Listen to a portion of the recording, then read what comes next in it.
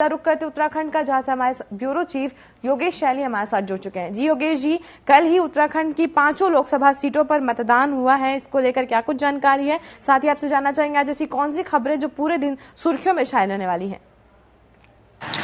देखिए सर, यहाँ पर मतदान हुआ था 5 लोकसभा सीटों पर और सभी जगह मतदान शांतिपूर्ण ढंग से हुआ। छुटपुट कहीं ना कहीं कुछ समस्याएं जरूर आई, जैसे कि एक हरिद्वार में एक व्यक्ति द्वारा ईवीएम मशीन को तोड़ा गया और तोड़ने के बाद इस बात का विरोध दर्ज कराया गया कि ईवीएम से नहीं बल्कि बैलेट पेपर्स पे ही जो है इलेक्शन होने चाहिए। तो इस बात को लेकर उन्होंने विरोध जताया और ईवीएम मशीन को तोड़ा, जिसके बाद पुलिस ने उनको कस्टडी में ले लिया था और उनसे पूछताछ भी की जा रही है कि कहीं वो कहीं ये राजनीतिक कोई हथकंडा तो नहीं है।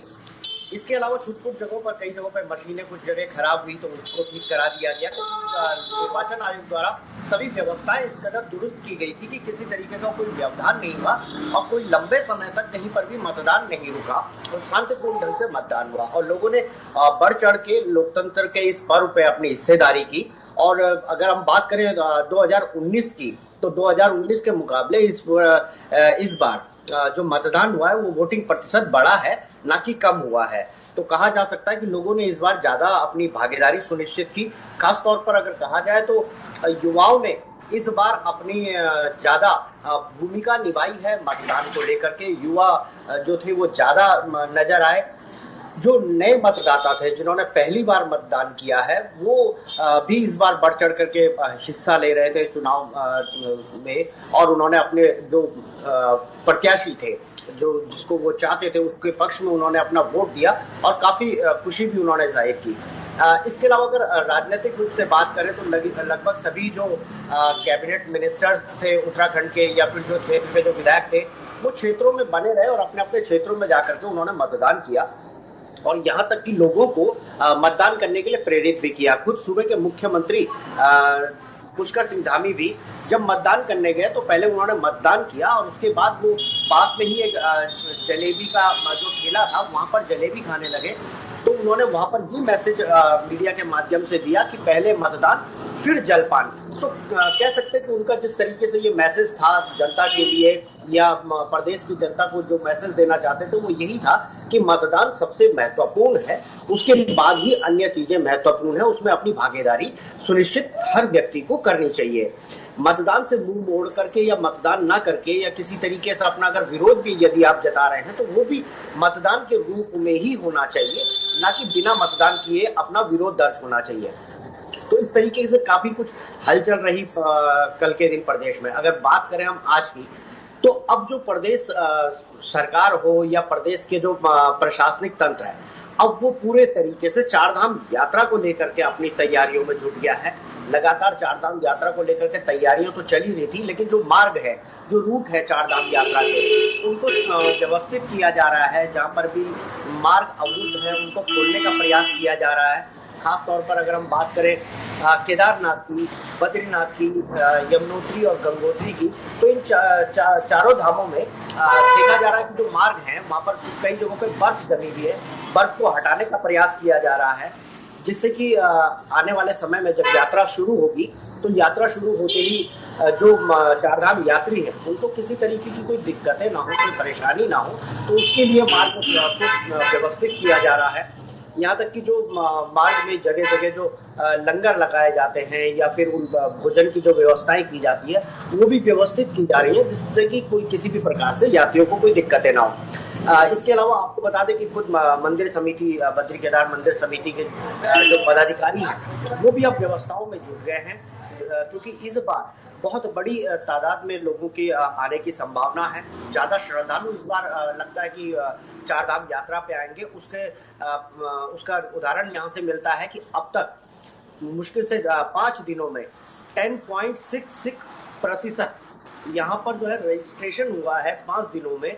जिन श्रद्धालुओं के द्वारा चारधाम यात्रा करनी है तो उनके द्वारा जिस तरीके से 5 दिनों में ये जो प्रतिशत आया है 10% से ऊपर रहा है, तो इससे कहीं ना कहीं अंदाजा लगाया जा सकता है कि इस बार यात्रा अपने सबाब पर होगी और पिछली बार के जो रिकॉर्ड्स हैं उनको भी शायद ध्वस्त करेंगे, क्योंकि पिछली बार भी बहुत बड़ी संख्या में श्रद्धालु चारधाम यात्रा के लिए आए थे। तो इस बार भी ऐसा ही लगता है, क्योंकि मौसम भी कहीं ना कहीं साथ दे रहा है और मौसम का साथ देने की वजह से इस बार श्रद्धालु शायद ज्यादा संख्या में यहाँ आ सकते हैं। इसके अलावा चार धाम के अलावा भी हम बताएं कि जो यहाँ पर गर्मियों का जो सीजन रहता है उसमें पर्यटक के रूप में भी यहाँ पर ज्यादा से ज्यादा लोग आते हैं। खासतौर पर अगर हम बात करें मसूरी की, नैनीताल की, धनौल्टी की, रानीखेत की, तो इन जगहों पर भी जो पर्यटक आते हैं उनके लिए भी व्यवस्थाएं की जा रही हैं। और खास तौर पे लोगों को ये भी बताया जा रहा है कि वो जब भी आए तो पहले से बुकिंग करके आए, जिससे कि उनको दिक्कतें ना हो। क्योंकि जो पर्वतीय क्षेत्र है, यदि हम बात करें मसूरी की, तो मसूरी में एक क्षमता है कि 2000 या 3000 लोग ही वहां पर होटल्स में रुक सकते हैं। तो उससे अधिक यदि लोग हो जाते हैं तो काफी अव्यवस्थाएं होती है। तो इसलिए लोगों को पहले से ही, जिनकी पहले से प्री बुकिंग होगी, उन्हीं को जो है मसूरी के अंदर एंटर करने दिया जाएगा या फिर नैनीताल के अंदर एंटर करने दिया जाएगा। जिनकी प्री बुकिंग नहीं होगी उनके सामने काफी दिक्कतें आ सकती है, क्योंकि काफी भीड़ हो जाती है और छुट्टी का समय होता है। तो ऐसे समय में लोगों को दिक्कतें ना हो तो पहले से ही लोगों को सचेत कर दिया जा रहा है। तो कुल मिलाकर के अगर हम बताएं तो अब जो चार धाम यात्रा को लेकर के व्यवस्थाएं चल रही हैं। साथ में हम आपको बताएं कि हेमकुंड साहिब की यात्रा भी इसके बाद तुरंत शुरू होने वाली है। तो हेमकुंड साहिब यात्रा को लेकर के भी जो व्यवस्थाएं हैं वो की जा रही हैं। हेमकुंड साहिब का मार्ग खोलने के लिए लगातार जो है प्रयास किए जा रहे हैं, लेकिन बर्फ इस बार काफी अधिक वहां पर गिरी है, जिसकी वजह से दिक्कतें आ रही हैं।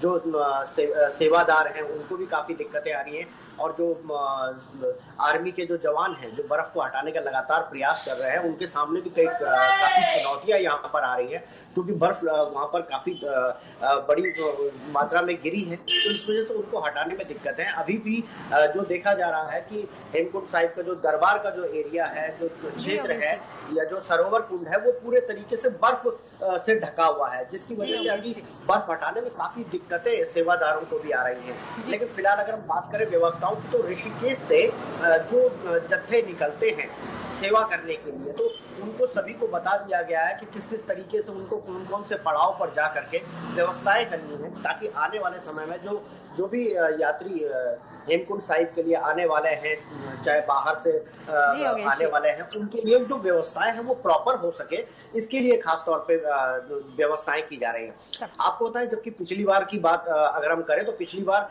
हेमकुंड साहिब दर्शन के लिए पाकिस्तान से एक बड़ा जत्था यहाँ पर आया था और उन्होंने हेमकुंड साहिब के दर्शन किए, और जो यहाँ के नजारे थे, जो यहाँ की खूबसूरती थी उत्तराखंड की, उसको देख करके वो लोग काफी प्रभावित भी हुए। तो इस बार लगता है कि वो लोग जब वापस गए थे तो उन्होंने कहा था कि अगली बार हम लोग फिर आएंगे, और हमारे साथ अन्य लोग भी पाकिस्तान से, पड़ोसी मुल्क पाकिस्तान से भी वो लोग फिर से आने की उम्मीद उनकी जताई जा रही है। तो इस वजह से भी तैयारियां और अच्छे तरीके से की जा रही हैं। जी योगेश जी, तमाम जानकारियों के लिए आपका बहुत बहुत धन्यवाद।